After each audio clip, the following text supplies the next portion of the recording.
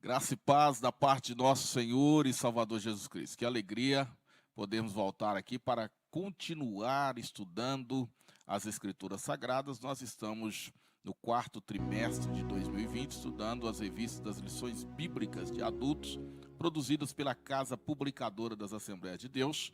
E você já sabe, nós estamos estudando o tema A Fragilidade Humana e a Soberania Divina, aprendendo lições do sofrimento e da restauração de Jó. Você pode nos seguir nos nossos canais, você pode se inscrever no Facebook, /Rede Lagoinha, conecte-se lá, acesse as nossas redes. Você também pode nos seguir pelo YouTube, /Rede Lagoinha, se inscreva no nosso canal, dê os seus likes nos nossos vídeos e ajude-nos a divulgar a poderosa palavra do Senhor. Você também pode acessar o Twitter, @_Lagoinha, né? Deu uma enganchada aqui, mas vamos lá. Twitter, @_Lagoinha, é o Twitter da nossa igreja Assembleia de Deus de Lagoinha. E também você pode nos seguir no Instagram, tá? Instagram, /Rede Lagoinha. Vai lá, se inscreva, dê o seu like, coopere com este grande projeto missionário para a glória do nome do Senhor Jesus. Bem, nós vamos estudar nessa feita o tema Quem era Jó? Quem era Jó? Importante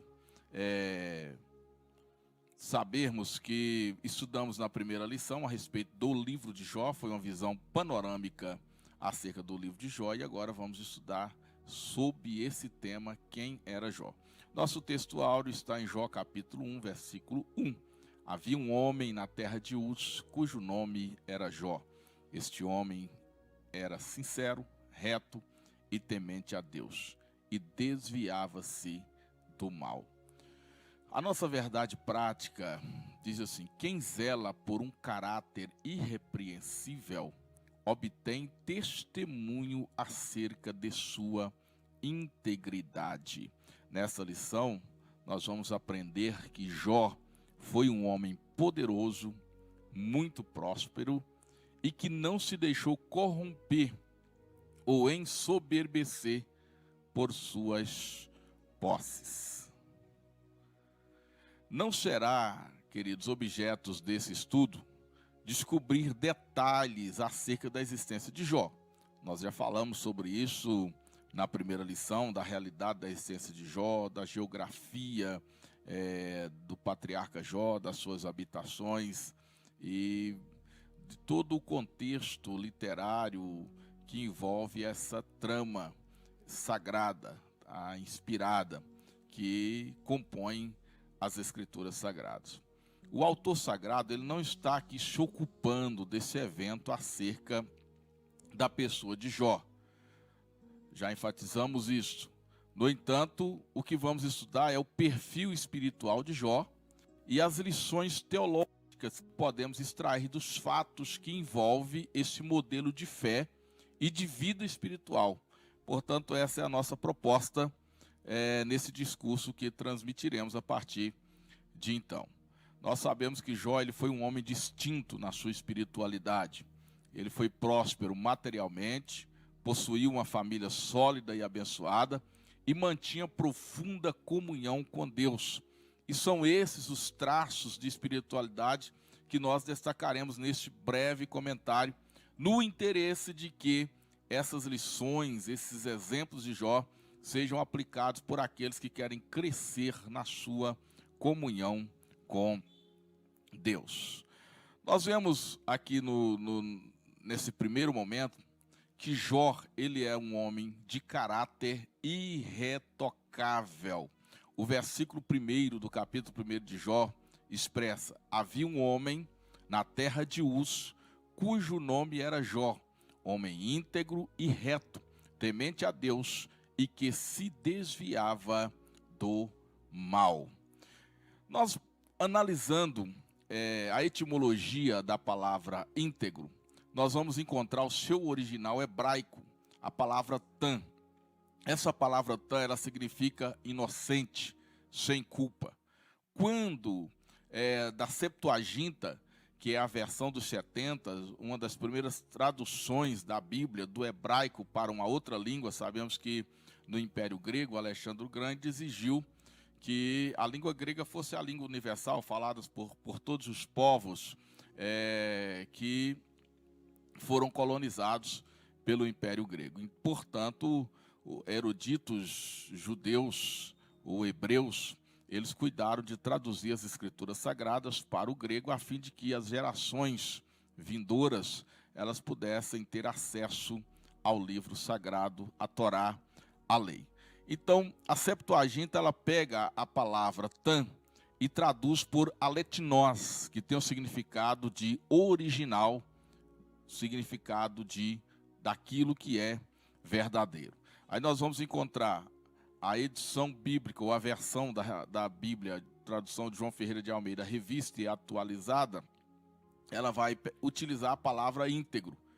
A palavra íntegro, todos nós sabemos que ela é um adjetivo na língua portuguesa, que vai significar aquilo que é inteiro, aquilo que é completo. Quando você fala de algo íntegro, você está dizendo daquilo que não foi adulterado, daquilo que não foi modificado, daquilo que não teve a sua natureza modificada ou contaminada ou adulterada, seja por aquilo que foi. Ele está na sua integralidade. No sentido figurado, aplicado às qualidades, destaques no caráter de uma pessoa, isso vai significar aquele que é totalmente probo, aquele que é irrepreensível na sua conduta, aquele que é honesto, aquele que é incorruptível. Então, quando a Bíblia está dizendo que Jó era um homem íntegro, a palavra do Senhor está dizendo que ele era totalmente probo. A palavra está dizendo que ele era irrepreensível no seu modo de ser, no seu modo de agir. Uma pessoa honesta, uma pessoa incorruptível. Então, Jó era um homem íntegro. E nós temos também a versão bíblica da revista e corrigida. Ela vai utilizar no lugar de íntegro a palavra sincero. Então, Jó, você pode encontrar os termos íntegro ou sincero. Sincero vai significar literalmente o que se exprime sem artifício nem intenção de disfarçar seu pensamento ou sentimento. Segundo os linguistas, essa palavra sincero, ela vem de duas palavras do latim, sincera, ou sincera, que vai significar sem defeitos escondidos, coisas perfeitas. A história diz que na Grécia ou em Roma, as pessoas utilizavam, os artistas utilizavam-se de uma cera especial para melhorar os seus artefatos, ou aqueles produtos de mármores que ele produzia, ou de madeira. Quando havia algum defeito, algum estrago, alguma rachadura, algum buraco, eles cobriam aquilo com cera, lixavam e pintavam, e aquilo ficava completamente perfeito à vista de quem estava olhando. Com o passar do tempo, aquela parte da cera podia ser removida e esses defeitos vinham a aparecer. Então, quando alguém ia comprar algum material, alguma arte, algum produto, ele observava e perguntava se aquele produto, se aquele artefato que ele estava comprando era sine cera ou sem cera. E às vezes era preferível pagar mais caro por um produto que não tinha cera do que por um produto mais barato que escondia algum defeito pela cera. Daí vem a palavra sincero, que significa aquele que não está escondendo os seus defeitos, aquele que não está escondendo algo de alguém. Observamos então que quando Deus diz que Jó era um homem íntegro, Deus está dando o testemunho de Jó, afirmando que Jó era um homem de intenções claras, que não procurava esconder seus defeitos. E eu quero enfatizar isso para você. Você deve entender que a Bíblia não está dizendo que Jó não tinha defeitos. A Bíblia está dizendo que Jó não procurava esconder os seus defeitos. Era diligente nos seus esforços, perfeito no seu relacionamento com Deus e com os homens. E o que é a perfeição do homem da visão de Deus? É a sinceridade. é a integridade. Não quer dizer que você não falha, que você não erra, que você não tem defeitos, mas que você não procura escondê-los. Você é original, você é o que é. Você é o que as pessoas estão vendo. A pessoa que não tem integridade, a pessoa que não é sincera, é aquela que procura esconder os seus defeitos para levar vantagem sobre os outros. Mas a pessoa sincera, a pessoa íntegra, é aquela que não somente aparenta ser, mas ela de fato é.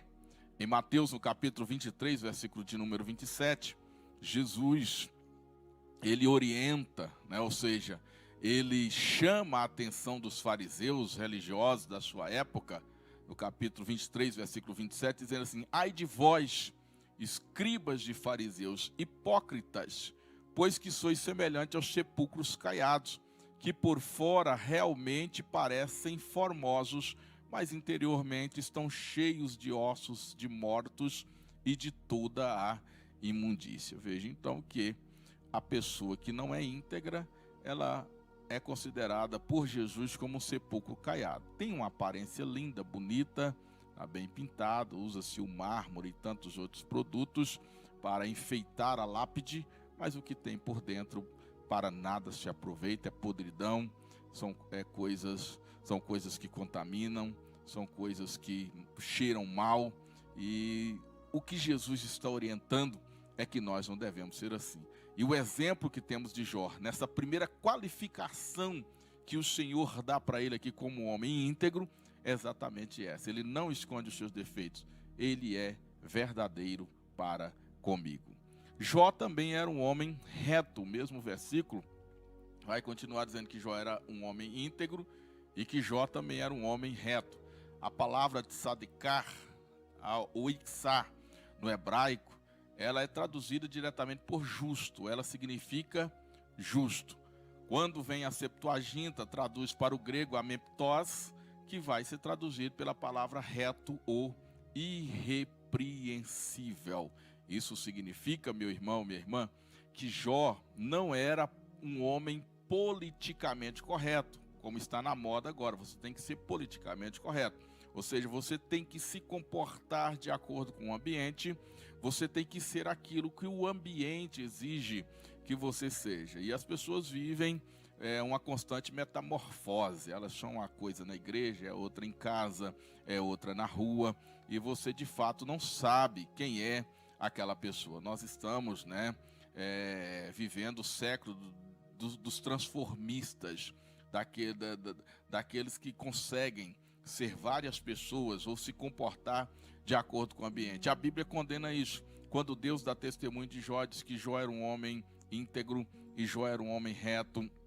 O Jó era um homem justo, ele era correto, ele estava sempre do lado da verdade, ele não se achava em falta diante de Deus. Então é importante que a gente também entenda isso. Outra coisa que nós aprendemos ainda nesse versículo é que Jó era um homem temente a Deus e que se desviava do mal, temente a Deus e que se desviava do mal. Nós temos aqui no original a palavra yare, no hebraico, que significa, o que se traduz por temer, honrar, respeitar, prestar reverência. Então, uma pessoa temente a Deus é uma pessoa que presta reverência a Deus. É uma pessoa que ela entende que Deus é soberano, que Deus está acima de todas as coisas e Deus precisa ser honrado, Deus precisa ser respeitado, Deus precisa ser reverenciado. A Bíblia diz que Jó fugia do mal, o Jó evitava o mal. Aí nós vamos encontrar a palavra sur no hebraico, que vai significar, na sua tradução original, voltar, fugir do mal, evitar o mal ou desviar-se do mal. Quando nós vamos para a tradução grega, ela vai utilizar a palavra teosebes ou teusebeia. Essa palavra teusebeia, ela é formada por duas palavras. A primeira é teos, que é o substantivo traduzido por Deus, e a outra palavra é sebomai, que se traduz por devoto. Então, quando nós encontramos essa tradução grega para alguém que se desvia do mal, ela está dizendo que alguém é devotado a Deus, que alguém é reverente a Deus. Essa pessoa que é temente a Deus e que se desvia do mal, ela é devotada a Deus, ela é reverente a Deus. A gente encontra o verbo grego apechou, que significa estar longe, desviar-se do mal. Então Jó era um homem temente a Deus e que se desviava do mal. O que isso nos ensina? Que lição que esse texto traz para nós? Ele está dizendo que Jó era um verdadeiro adorador. Por isso, ele era temente a Deus e procurava se afastar de tudo que era mal. Nós sabemos que quando Deus trata com o povo de Israel, ele diz: sede santo porque eu sou santo.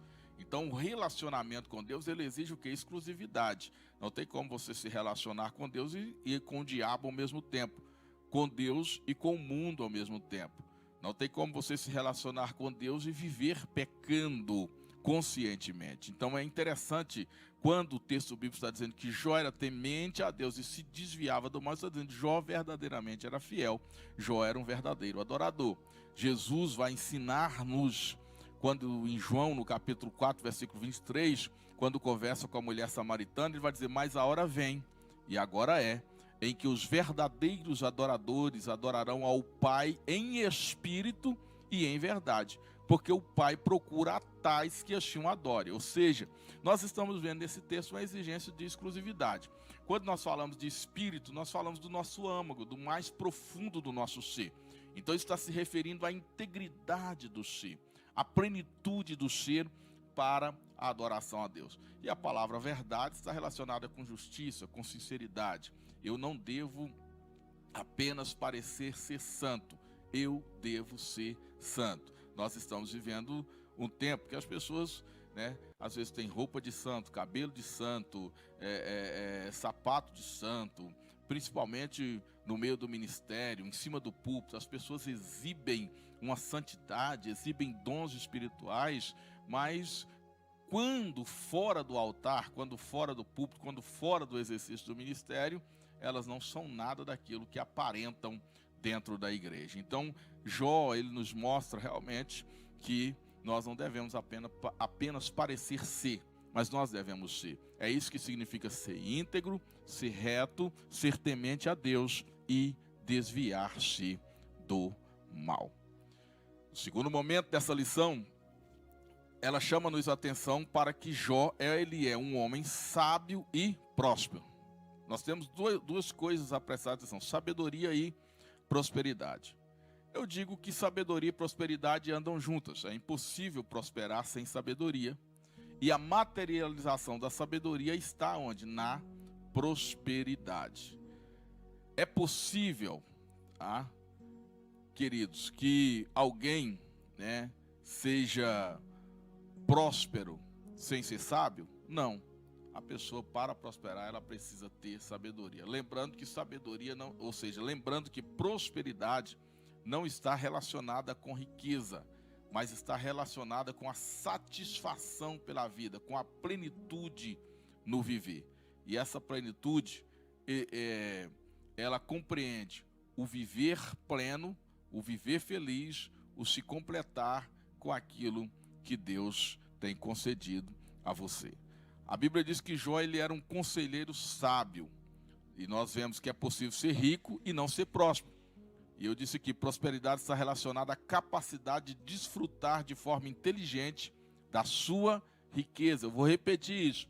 Prosperidade está relacionada com a capacidade de desfrutar de forma inteligente da sua riqueza. Tem gente que é rica, mas não desfruta da sua riqueza.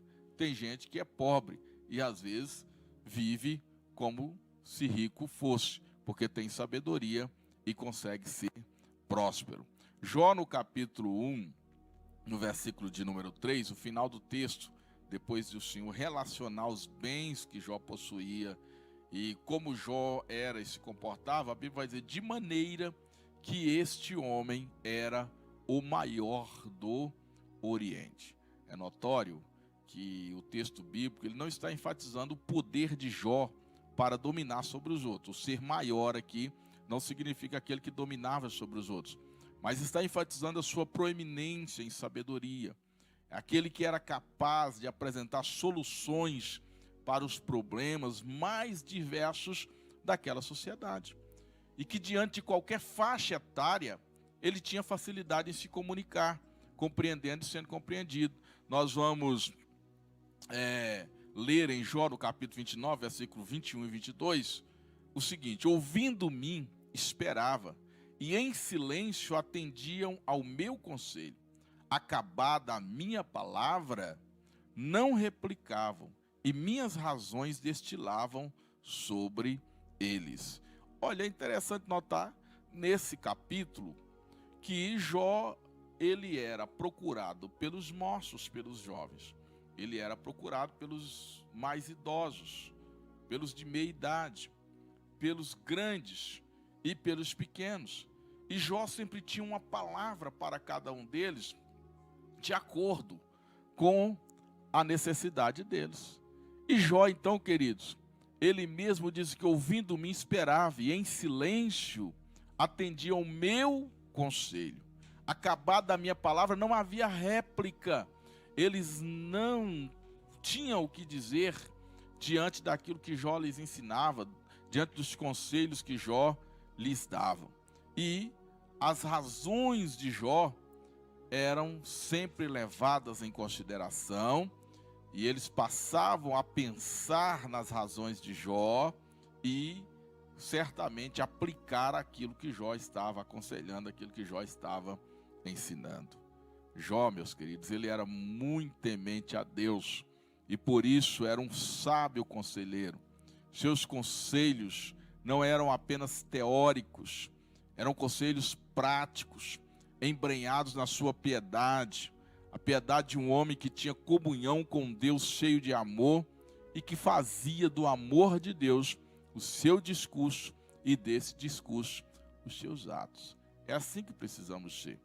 Não devemos aconselhar apenas com palavra, mas acima de tudo com o nosso testemunho, as nossas práticas, as nossas atitudes às vezes falam mais alto do que as nossas próprias palavras. As nossas atitudes gritam, a nossa voz, ela às vezes se faz ser ouvida por alguns, mas as nossas atitudes, elas alcançam, elas vão muito longe e alcançam muito mais pessoas. Por isso fica aqui essa aplicação pragmática de Jó, que por ser um homem temente a Deus, conseguia alcançar não apenas com suas palavras ou com seus conselhos teóricos, mas com a sua vida, com a sua prática, a vida de todos que o cercavam ali na terra de Uz.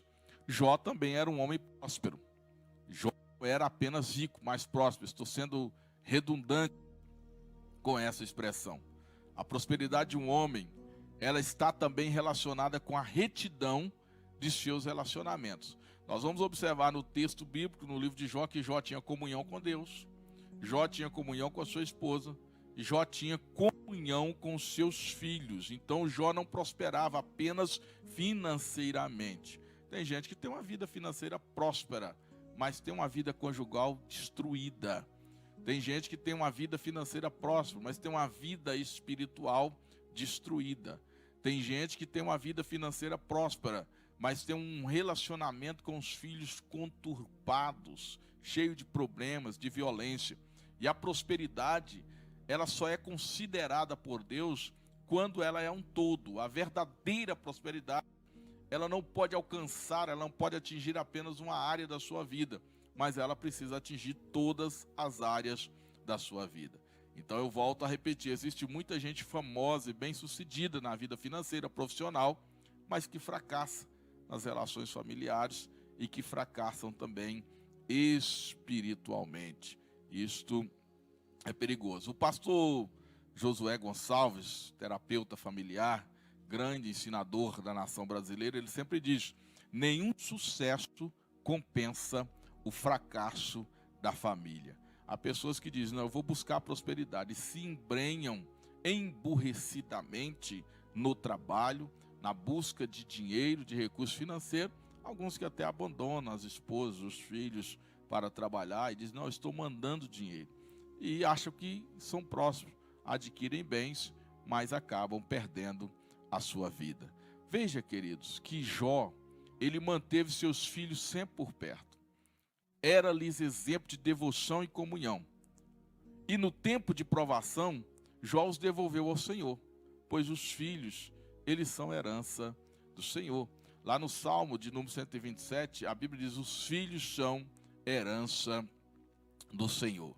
Jó estava ali de olho nos seus filhos, sendo sacerdote do seu lar, sendo sacerdote da sua família e apresentando-os sempre diante de Deus. E certamente com a sua prática espiritual, Jó estava transmitindo o maior bem, o maior valor que ele poderia transmitir aos seus filhos, que era o valor do temor e da comunhão para com Deus. Se observarmos, Jó, ele teve vacas, ovelhas, camelos e todos os bens em dobro. No final da sua aprovação, lá em Jó, no capítulo 42, a Bíblia diz que Deus deu tudo em dobro para Jó.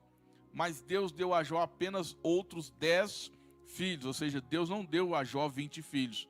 Deus deu a Jó 3 moças e 7 rapazes, ou 10 filhos, como ele tinha. Por quê? Porque os outros filhos de Jó, queridos, eles não haviam morrido, eles permaneciam vivos diante do Pai. E certamente, Jó, ele tinha esperança de estar com eles. E os encontrou certamente na eternidade. Porque assim é.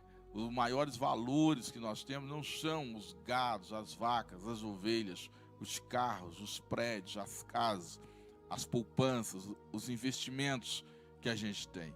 Mas esses valores que não são perecíveis, que é o valor da família, que é algo dado por Deus para nós. Deus, ele é o autor da família. Deus, ele é aquele que nos faz gerar filhos. Deus é aquele que nos faz, queridos, somar com ele na prossecução da vida nessa terra. E é esse o bem que nos torna mais prósperos nesse mundo. É importante também entender que Jó, ele tinha uma prosperidade baseada no ser e não no ter. A prosperidade, ela é gerada de dentro para fora. Significa você se sentir realizado e agradecido com aquilo que Deus te deu.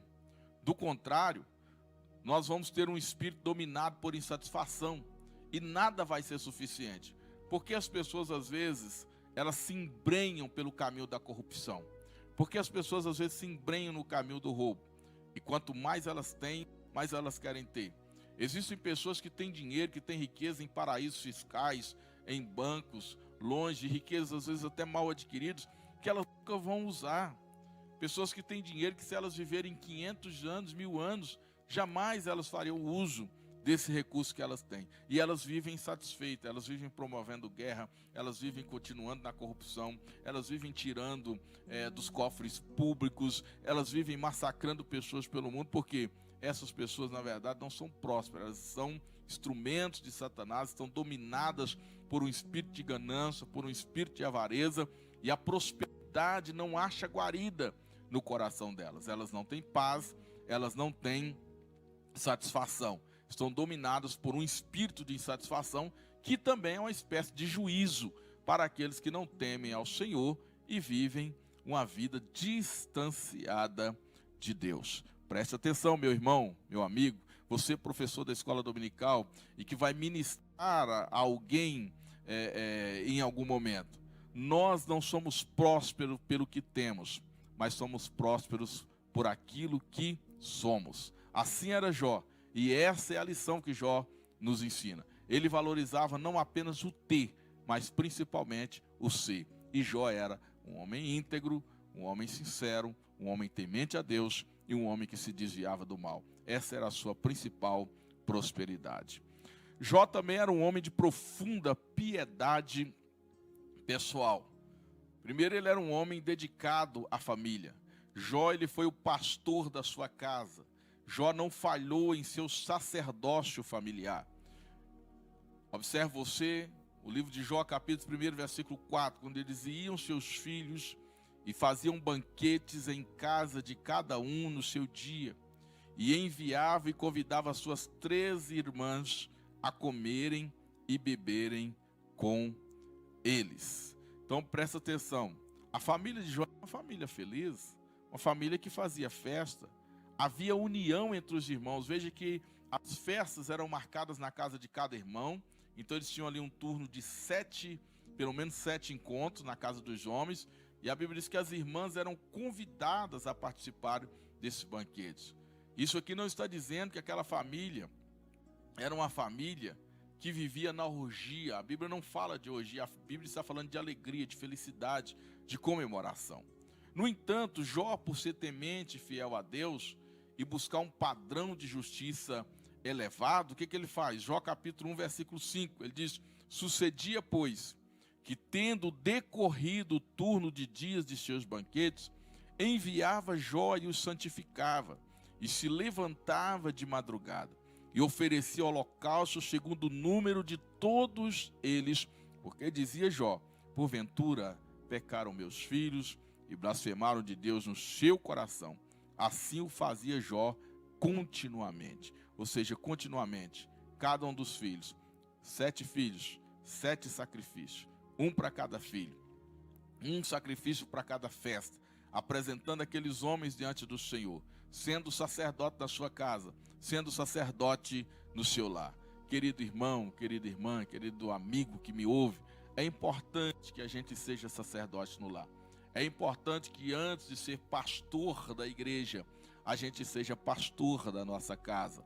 A Bíblia Sagrada exige isso. A Bíblia diz que governe bem a sua casa, porque quem não tem cuidado da sua própria casa, como terá cuidado da casa de Deus ou da casa do Senhor? Paulo, escrevendo a Timóteo, ele ensina essas coisas para que aquele que almejasse o episcopado ou a liderança na casa do Senhor, ou o presbitério, ou o ministério pastoral na casa do Senhor, ele deveria, antes de tudo, ser pastor na sua casa. Então, um grande ministério, ele começa dentro da nossa própria casa. Ele começa debaixo do nosso próprio teto. Nós não somos, de fato, o pastor que a igreja vê. Nós somos o pastor que a nossa esposa vê, que os nossos filhos veem. E aí cada um de nós temos essa responsabilidade diante da nossa casa, diante da nossa família. E aqui nós vemos esse testemunho de Jó, que era alguém que era pastor, que era sacerdote dentro da sua casa, temendo a Deus e ensinando os seus filhos também a temerem ao Senhor. Vemos também que Jó era um homem de moral e de piedade. Jó, ele exercia piedade no temor a Deus e na oração. Em todo o livro de Jó, nós observamos que ele era piedoso. Jó menciona no seu livro frequentemente os termos de sua comunhão com Deus. E no momento de provação, ele reclama a falta da presença de Deus, o que atesta que ele tinha uma vida piedosa. Veja que quando Jó foi instado no desespero da sua esposa, no desespero da sua mulher, que ela chega para Jó e diz: Jó, olha o seu estado, olha a sua situação, abandona, Jó, este Deus e morre. E Jó então diz: mulher, falas tu como uma louca, recebestes o bem de Deus e agora não receberias o mal? Deus me deu, Deus tomou, bendito seja o nome do Senhor. Isso demonstra a piedade de Jó. Mesmo agora, Deus estando de longe observando Jó, porque na provação agora, Deus estava de longe, Deus estava observando, porque era exatamente isso. Satanás diz: não, Jó está firmado nos bens materiais, tira tudo de Jó. E Deus tirou tudo de Jó. E certamente Jó agora parecia estar sozinho, sentindo Deus tão longe dele, suas orações já não eram mais respondidas. Mas Jó permaneceu firme, Jó permaneceu orando, Jó permaneceu clamando, Jó permaneceu gritando, Jó permaneceu gemendo, mas sempre diante de Deus. Nunca duvidou da existência de Deus, nunca se afastou da presença de Deus, mas sempre creu que no momento certo Deus o visitaria. Vemos em terceiro momento que Jó também é um homem de vida consagrada. Uma vida consagrada, ela é sinônimo de uma vida santificada. A palavra kadosh no hebraico e também a palavra agiasmos no grego vai significar separado. Quem é santo? Quem é consagrado? Aquele que é separado exclusivamente para Deus. Então, quando eu digo que algo foi consagrado, algo foi exclusivamente separado para Deus. Eu quero até abrir um parênteses aqui para chamar a sua atenção, porque às vezes na igreja tem aquelas pessoas que dizem: pastor, consagra esse instrumento para mim, consagra esse carro para mim. Nós aprendemos que quando você consagra alguma coisa, você tem que deixá-la na igreja, porque ela passa a ser exclusivamente do Senhor. Por isso que você não pode consagrar o carro, a chave do carro, se você tem um instrumento que você não está disposto a doar ele para a igreja e deixar ele continuamente na igreja. Você não deve consagrar o seu instrumento, você deve fazer uma oração de gratidão a Deus, agradecer, apresentar ao Senhor, louvar a Deus pela aquisição daquele bem, ser grato ao Senhor. Mas quando eu falo de coisas consagradas ao Senhor, aí você tem que voltar, por exemplo, lá para o tabernáculo. Aquilo que era consagrado ao Senhor precisava ficar dentro do templo.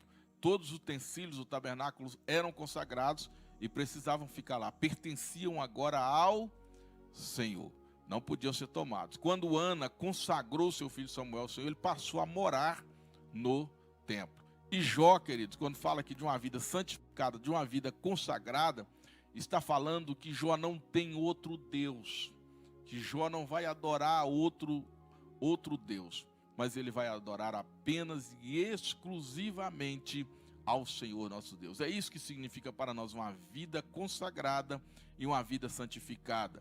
O Senhor nos ensina na sua palavra, 1 João 2,15, não ameis o mundo nem o que no mundo há, porque quem ama o mundo, o amor do Pai não está nele.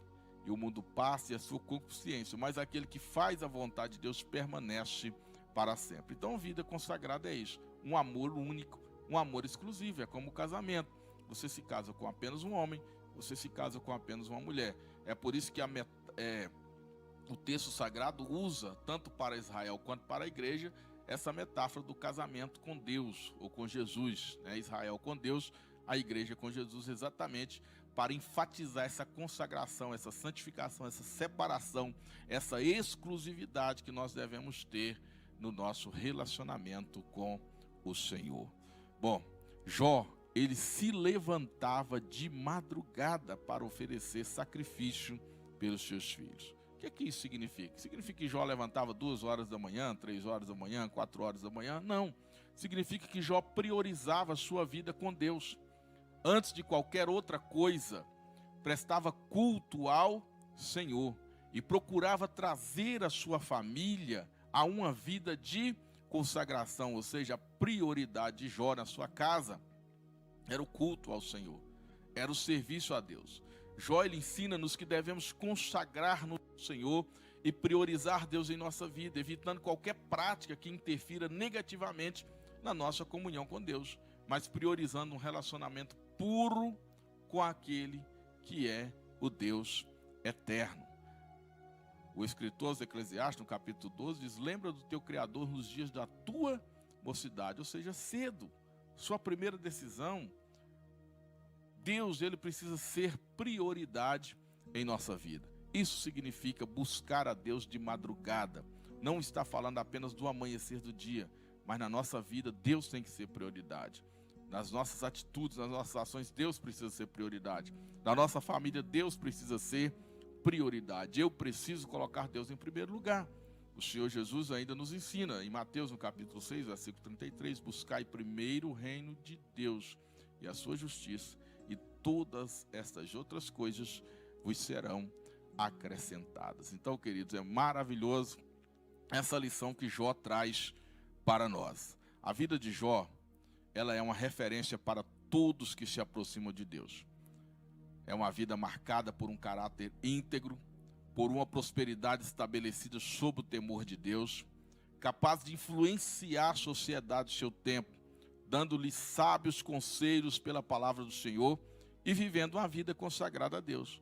Assim nós somos chamados, a como Jó, expressar um caráter verdadeiramente cristão, ter nossa vida estabelecida no temor do Senhor, influenciar o mundo e não sermos influenciados pelo mundo, e vivermos uma vida consagrada a Deus. Que essa mensagem seja guardada no seu coração, que você possa replicar essa mensagem diante dos seus alunos, diante da sua classe, na sua igreja, onde Deus te der oportunidade para semear o Evangelho, que as lições desse homem íntegro, sincero, reto, temente a Deus e que se desvia do mal possa ser lições para a nossa vida, aplicadas na nossa vida e transmitida a todos aqueles que nos cercam.